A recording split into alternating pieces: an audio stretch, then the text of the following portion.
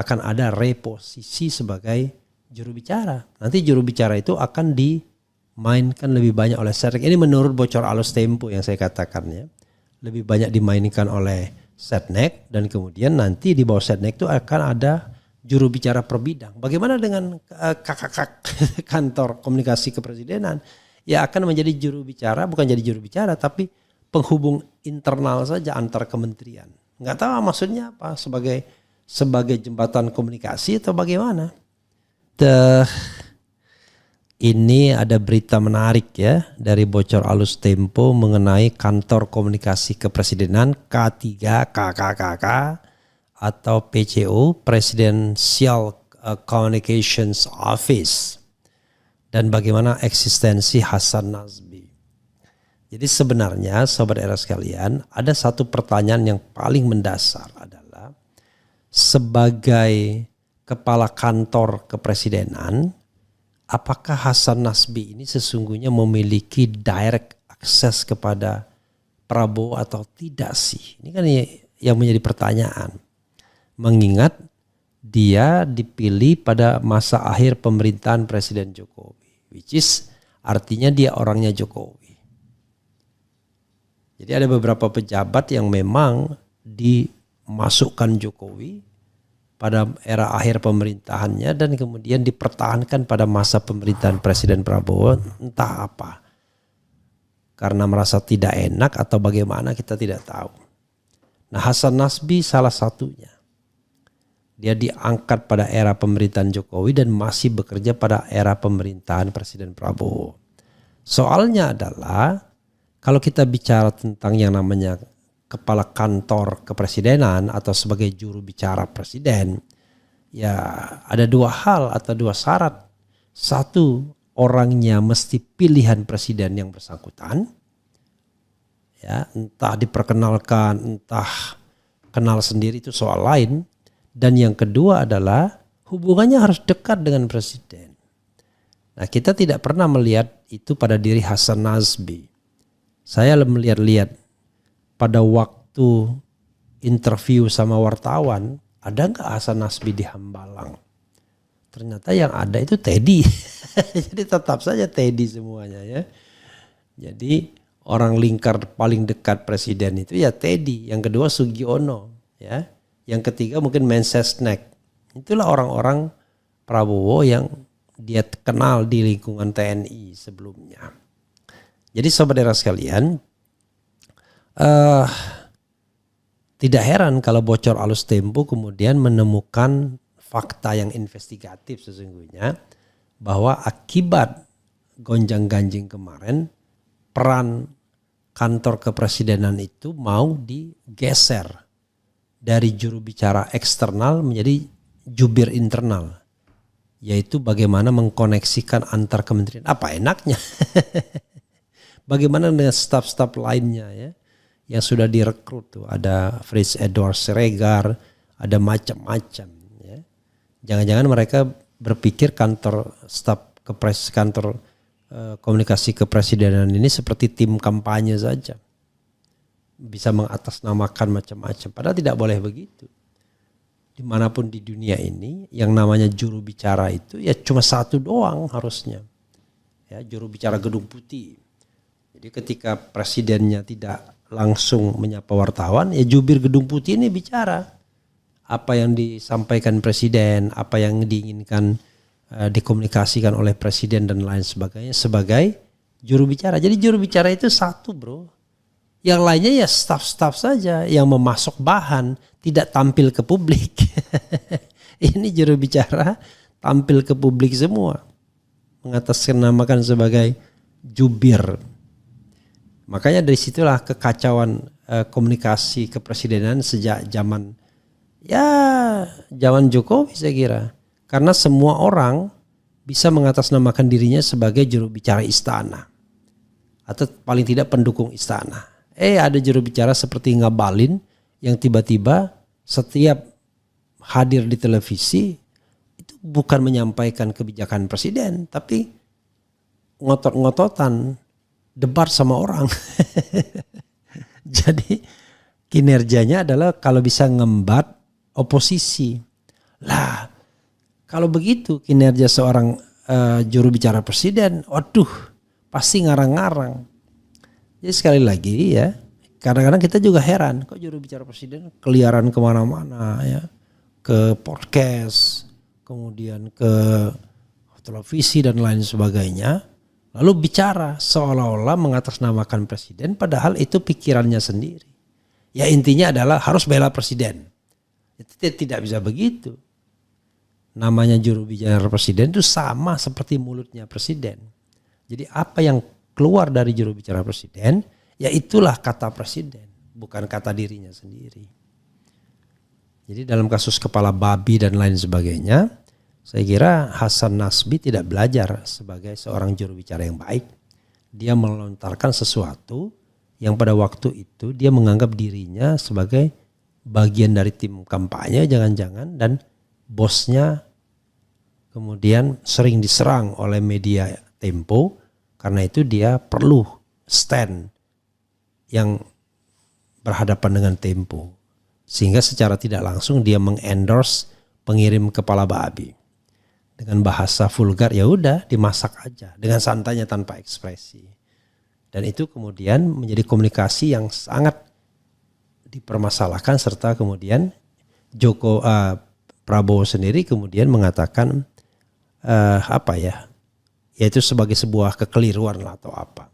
Tapi bukan itu, dampaknya adalah akan ada reposisi sebagai juru bicara. Nanti juru bicara itu akan dimainkan lebih banyak oleh Setnek. Ini menurut bocor alus Tempo yang saya katakan ya. Lebih banyak dimainkan oleh Setnek, dan kemudian nanti di bawah Setnek itu akan ada juru bicara per bidang. Bagaimana dengan kakak kantor komunikasi kepresidenan? Ya akan menjadi juru bicara, bukan jadi juru bicara tapi penghubung internal saja antar kementerian. Nggak tahu maksudnya apa, sebagai jembatan komunikasi atau bagaimana. Nah ini konsep yang kemudian baru 6 bulan pada masa pemerintahan Prabowo sudah ganti konsep. Sebenarnya Prabowo barangkali pengen ganti orang, tapi ndak enak. Kan ada ewu pakewunya, ini kan baru diangkat oleh Jokowi, masih orangnya Jokowi dan lain sebagainya. Masa saya berhentikan? Nah itu kelihatan betul ya bahwa Jokowi adalah faktor yang membuat seorang itu bertahan dalam kabinet Prabowo atau tidak. Makanya secara spekulatif saya mengatakan jangan-jangan menteri atau wakil menteri yang datang ke Jokowi itu memang kartunya pasnya begitu. Kalau Anda mau bertahan, Anda harus sowan ke Jokowi. Wah hebat sekali kalau begitu. Karena yang berkuasa masih Jokowi, bukan atau belum Prabowo. Kok bisa begitu? Ya karena Jokowi lah yang menjadi pelindung, juru bicara ya, atau paling tidak jembatan oligarki dengan Prabowo. Wah, kalau itu yang terjadi maka memang Prabowo belum bisa menjadi presiden seutuhnya. Kalau sekali lagi jika ya. Karena kita heran juga seorang Bima Arya yang nggak ada hubungannya dengan terima kasih kepada Jokowi berkunjung juga. Sri Mulyani yang kita kenal integritasnya sebagai orang yang independen berkunjung juga. Tapi kalau yang berkunjung itu Wahyu Sakti Trenggono, wajar ya. Mungkin dia pengen tadi. Kalau yang berkunjung itu Budi Gunadi Sadikin, wajar. Tapi kalau orang yang nggak ada kaitannya sama sekali ikut berkunjung juga, wah ini luar biasa. Makanya saya mengatakan apakah mereka-mereka yang berkunjung ke Jokowi itu akan bertahan dari badai reshuffle yang konon katanya akan mulai ada 6 bulan sekarang ini. I don't know exactly. Coba kita dengarkan bocor alus Temponya dulu. Menarik untuk kita lihat ya apa yang disampaikan bocor alus Tempo ini. Silakan saudara sekalian. Kantor komunikasi kepresiden ini sudah ada di era Jokowi. Artinya dia adalah barang dari pemerintahnya Jokowi. Begitu yang tugasnya adalah mengkoordinasi komunikasi di pemerintahan dan istana begitu seharusnya. Tapi telat banget ya. Apanya? Bentuk KKK itu menjelang pemerintahnya berakhir ya. Di akhir masa jabatan. Persiapan lah supaya bisa naruh orangnya. Oke. Jadi Hasan Nasbi ini orangnya Jokowi. Bisa dilihat track recordnya kan. Oke. Begitu. Dan detailnya bisa dibaca di laporan majalah Tempo yang ditulis oleh Hussein. Ya, dan kita juga mendapatkan informasi ya bahwa Hasan Nasbi ini karena bukan orangnya Prabowo, ya, dan walaupun dipertahankan ya oleh Prabowo ya, begitu Prabowo memulai pemerintahnya, dia tidak punya akses ke istana, ke Prabowo sendiri. Betul. Dan ini mengakibatkan KKK menjadi tidak efektif karena mereka tidak tahu nih apa yang ada di dalam pikiran seorang presiden, dalam hal ini adalah Prabowo Subianto. Jadi Hasan tuh ang gitu kan. Kalau marketing tuh nggak tahu product knowledge gitu. Betul. Bingung juga dia. Iya, karena kami juga sudah ketemu dengan beberapa ya mantan jubir dari zamannya bahkan Habibie ya, gitu. Terus juga sampai zamannya Jokowi gitu. Dan memang seorang jubir itu harus punya kedekatan dengan presiden. Dia harus mengetahui isi kepala presiden. Sehingga ketika dia memberikan penjelasan, message-nya itu deliver. Betul, dan harus ya di samping presiden dalam setiap rapat-rapat harus ikut biar tahu kemana nih arahnya program ataupun hasil rapat, dan nanti diseminasi dalam dalam komunikasi publiknya seperti apa begitu. Bahasanya itu 24 jam harus menempel dengan presiden gitu ya. Betul. Nah, tapi kemudian ada perubahan juga ya, Cak ya, kalau nggak salah ya, di KKK ya, atau dalam kejurubicaraan presiden ini. Betul ya. Nanti ya setelah Prabowo menyampaikan bahwa ada kesalahan kami gitu-gitu ya.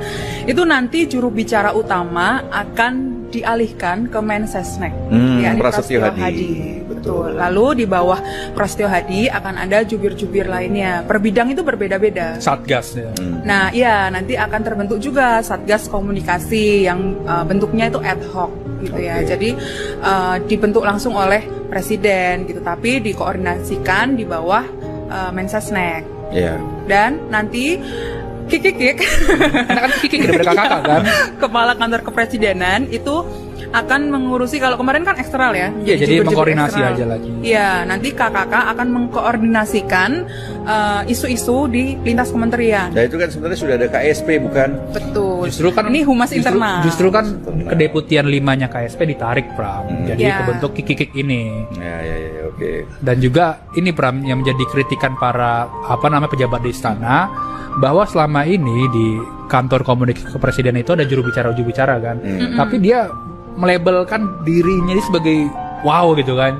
Jadi sebagai jubir presiden begitu. Padahal bukan kan. Padahal kan selaku jubir presiden adalah Hasan begitu. Tapi ada beberapa itu dan bahkan menyebut dirinya sebagai Bang Jubir gitu. Oh iya, siapa Bang Buzzer padahal dia.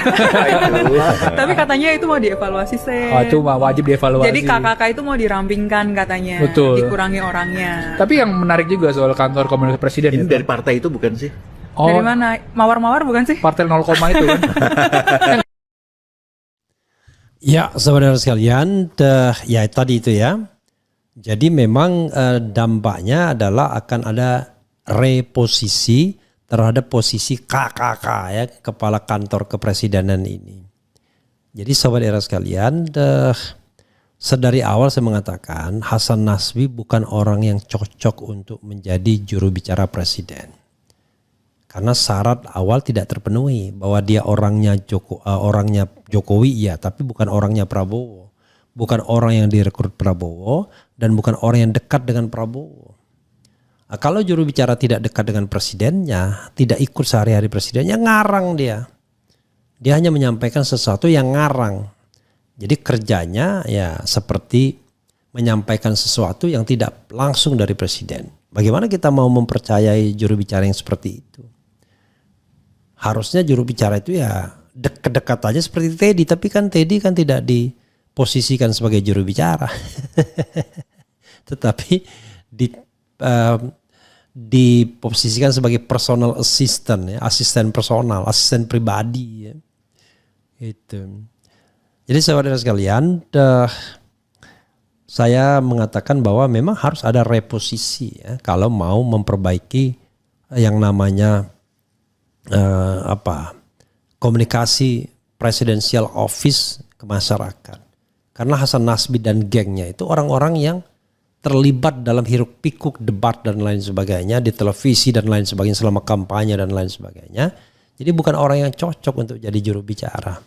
Jadi, Refli Harun cocok. Enggak cocok. Saya sudah mengatakan, jangan orang yang kontroversial yang menjadi juru bicara tersebut. Jadi 3 lah syaratnya. Dipilih presiden, yang kedua dekat dengan presiden, ketiga bukan orang yang kontroversial. Jangan seperti Ngabalin misalnya jadi juru bicara, nggak bisa. Jadi orang seperti misalnya Julian Pasha pada waktu itu, nah itu cocok. Jadi tidak kontroversial orangnya, menyampaikan sesuatu itu intelek saja, tidak ada emosinya, tidak debat di televisi, ya kan? Nah, kalau Fajrul Rahman agak berbeda kan, begitu jadi juru bicara presiden, langsung dia merasa dirinya seperti pejabat, pejabat publik ya. Nah, itu berat itu. Juru bicara itu ya ini saja, betul-betul menjadi corong seorang presiden. Jadi saudara sekalian, makanya saya katakan jangan cari orang yang suka debat di publik. Jadi Refli Harun nggak cocok, ya, betul ya. Impeachable Pak Refli Harun yang cocok gantikan Hasan Nasbi. Tidak, saya nggak cocok. Karena saya termasuk orang yang kontroversial, suka berdebat, suka menyampaikan statement dan lain sebagainya. Nanti ketika menyampaikan sesuatu yang berbeda, orang akan buka statement-statement sebelumnya. Jadi recordnya kebanyakan dalam kontroversi, jadi tidak cocok. Dan lagian pula tipikal saya bukan tipikal orang yang penurut. Nggak pernah saya mau jadi corong orang lain. Saya hanya mau jadi corong diri saya sendiri. Ngapain jadi corong orang lain ya? Gitu. Dan lagi pula saya kan sudah komitmen tidak akan mendapatkan atau menerima jabatan apapun, ya kan. Sekarang kalau menterinya mau menghubungi presiden harus lewat kantor komunikasi Wakakakak ya. Tanggal 20 hari Ibu Kartini, 21 April dong. Semoga kita dapat pemimpin yang sah secara konstitusional. Apakah mungkin? Sekarang juga sah secara konstitusional, prosedural. Karena sudah dipilih, ada sidang MK dan lain sebagainya, sudah dilantik ya. Secara sah secara prosedur konstitusional. Tapi substansinya ya kita nggak tahu ya. Kita tahu bukan kita tidak tahu. Teledor dalam tanda tanya. Prabowo berucap sendiri banyak teman-teman saya yang karbitan. Bencana terbesar demokrasi Indonesia ketika nama-nama besar seperti Megawati, Refli Harun, Akbar Faisal dan Anies Baswedan mendukung seorang penipu menjadi presiden. Salah. Yang jadi tim kampanye itu Anies Baswedan, Jubir, Akbar Faisal. Refli Harun ini kan cuma intelektual yang mengendorse saja karena pada waktu itu menginginkan pemimpin yang jujur, yang amanah, yang baru. Masa saya pilih Prabowo pada waktu itu? Kan Prabowo kita sudah tahu siapa dia. Anak penguasa otoriter Orde Baru, ya. Kemudian ada jejak masalah pelanggaran HAM yang kemudian menjadi kontroversi hingga hari ini dan lain sebagainya. Kaya raya, ya kan, hidup yang bermewah-mewah. Kita pilih yang baik, yang sederhana. Perkara kemudian terakhir ternyata tidak cukup canggih ini orang, ya itu namanya sering sekali kita sebagai manusia tidak mampu melihat masa depan, meramal masa depan. Tapi saya tidak pernah jadi tim suksesnya sama sekali ya. Saya satu-satunya saya pernah jadi tim sukses itu hanya di Pilpres 2024, yaitu tim sukses Anies Baswedan yang resmi. Yang lainnya enggak pernah. 2019 saya netral ya. Bahkan sebenarnya dalam hati kecil saya ingin berharap Jokowi kalah. Tapi ya lagi-lagi lawan Prabowo ya. Kemudian Hasan Nasbi sama Kodori kok ngonten podcast terus di channel Total. Apalagi isi nyerang oposisi bukan bahas kebijakan. Pejabat nyambi pengamat politik dagelan. Nah itulah juga menjadi masalah. Ya kan. Kodari bahas Anies Baswedan, ya kan, bahas Refli Harun. Ini mereka nggak paham ini. Mereka ini pejabat publik. Kok kerjanya podcast? Tapi kan kami diserang melulu. Nah itulah makanya jadi pejabat publik itu sing sabar, yang sabar, ya harus bisa meletakkan jabatannya. Anda mengabdi selama 5 tahun. Kalau Anda gatal mau ngomong dan lain sebagainya, jangan jadi pejabat publik. Ini ada pejabat publik kerjanya ke televisi berdebat yang bukan urusannya. Waduh, pakai debat lagi. Pejabat publik datangin Habib Rizik. Gak ada kaitannya dengan pekerjaannya. Coba bayangkan, kalau pejabat-pejabat publik itu model begitu semua, melakukan langkah-langkah catur, langkah-langkah kuda untuk menangguk popularitas dan lain sebagainya. Wah gawat. Mana bisa dia bekerja dengan sungguh-sungguh di bidangnya. Yang terjadi adalah sekedar syiar saja. Kesana kemari untuk mencari dukungan politik. Begitu ya. Kita harus kritik mereka. Karena mereka dibayar oleh gaji rakyat. Enak saja.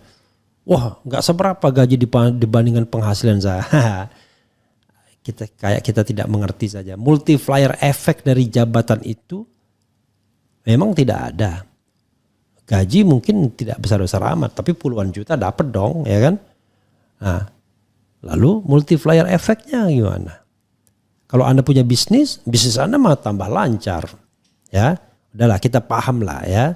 Kalau Anda mengatakan saya tidak dibayar, gaji saya kecil, itu sih Anda yang formal, tapi tidak formal kan berbeda. Gara-gara Pak Prabowo ingin menang dengan cara apapun, akhirnya semua rakyat yang menanggung beban atas ketidakenakan Bapak pada Jokowi. Jangan korbankan rakyat demi Jokowi, Pak. Segera buang orang-orang Jokowi. Indonesia gelem, negara tidak mampu membuka lapangan kerja, anak muda akan dibuang ke luar negeri untuk ngumpulin devisa. Sepakat bahwa hal yang penting untuk menjaga arah presiden untuk melunasi janji politiknya. Kawal terus janji politik presiden terpilih. Iya. Jubir itu harus pegang tuh janji-janji presiden apa. Dia sampaikan kepada masyarakat. Jadi kalau memang gak ada bahan itu aja yang disampaikan. Ya. Jangan juga seperti gaya menjilat seperti Harmoko dulu ya. Sebagaimana arahan Bapak Presiden. Gak perlu juga. Ini kan komunikasinya sudah biasa, tetapi Anda tidak boleh menyampaikan opini pribadi Anda. Apalagi menyerang orang-orang yang kritis dengan pemerintahan. Wah gawat. Berarti Anda tidak bisa menahan nafsu Anda. Gak usah jadi pejabat publik. Jadi tokoh publik saja. Gak apa-apa debat. Karena tidak ada etika publik yang menjaganya. Tidak ada etika jabatannya. Bukan etika publik. Etika jabatannya. Kemudian. Kapan undang Kodari dan Hasan Nasbi Bang? Kodari pernah saya undang. Hasan Nasbi pernah saya undang ketika masih menjadi independen. Kalau sekarang biarkan saja mereka ya. Karena kan mereka sudah punya corong sendiri juga toh. 11 dari 100 ingin dianggap sejajar dengan Soekarno bahkan lebih baik. Oke. Benar kata atasan saya, ijazah di Indonesia enggak penting. Buktinya lulusan luar negeri saja dikadalin sama ijazah enggak jelas. Enggak bisa, bukan begitu ya. Apakah RH setuju bahwa pemerintahan Wowo sekarang nilainya 11 dari 100? Saya mengikuti apa yang dikatakan Prabowo saja, yaitu dia menilai dirinya 6 dari 10. Ya. Jadi tidak ya. Tetapi belum juga excellent. Good juga belum ya. Baru fair, enough ya. Cukup saja. Tetapi belum sampai namanya good atau very good atau excellent. Kalau 7 kan good, 8 very good, ya kan? Kemudian 9 excellent, 10 perfect, nggak mungkin kan kalau perfect. Kemudian pejabat menteri dan wamen banyak titipan Mulyono. Jadi pejabat itu cukup membuktikan dengan kerja, bukan omong-omong saja, bukan malah debat dengan rakyat. Iya itulah. Ini susahnya pejabat rasa pelaku politik, semuanya ingin syiar, semuanya ingin pamer, ya. Kalau keluar misalnya, wah ada fotonya lagi ngapain dan lain sebagainya, nggak penting itu sesungguhnya, ya. Justru menteri yang kebanyakan pamer foto dan lain sebagainya itu menunjukkan bahwa dia tidak percaya diri, ya. 2014 saya dengar pendapat ulama, Bang, paling tidak Pak Prabowo ketika itu mendengar nasihat ulama, paling tidak jika Pak Prabowo jadi lalu ingkar ada fatwa ulama yang bisa dipertanggungjawabkan. Ya sekarang lah buktinya, ya buktikan saja apakah Prabowo cukup canggih sebagai presiden atau tidak. Bang, lagi sakitkah kok sekarang bawaannya lesu dan lemas nggak seperti biasanya? Saya baru recovery 3 hari ini dari sakit ya. Minimal ternak-ternak Mulyono disingkirkan dahulu agar tidak mempengaruhi kinerja pemerintahan Prabowo. Ya begitulah saudara sekalian ya. Ini sekedar sharing saja, masukan saja. Kalau mau menjadi juru bicara itu jangan cari orang kontroversial. Satu, cari orang, pilihlah sendiri orang dekat presiden ya, yang bisa diajak kemana-mana kayak Teddy, kemudian canggih menyampaikan, merekam, mereplikasi apa yang disampaikan. Jadi orang melihat dia seperti presiden atau seperti Prabowo, bukan melihat dia sebagai intelektual. Kalau ini kan enggak, dia ingin menampilkan jati dirinya sendiri. Jubir itu tidak boleh menampilkan jati dirinya sendiri. Dia harus menampilkan jati diri orang yang dia jubirin, yaitu presiden. Itu saja saudara sekalian, mudah-mudahan bermanfaat.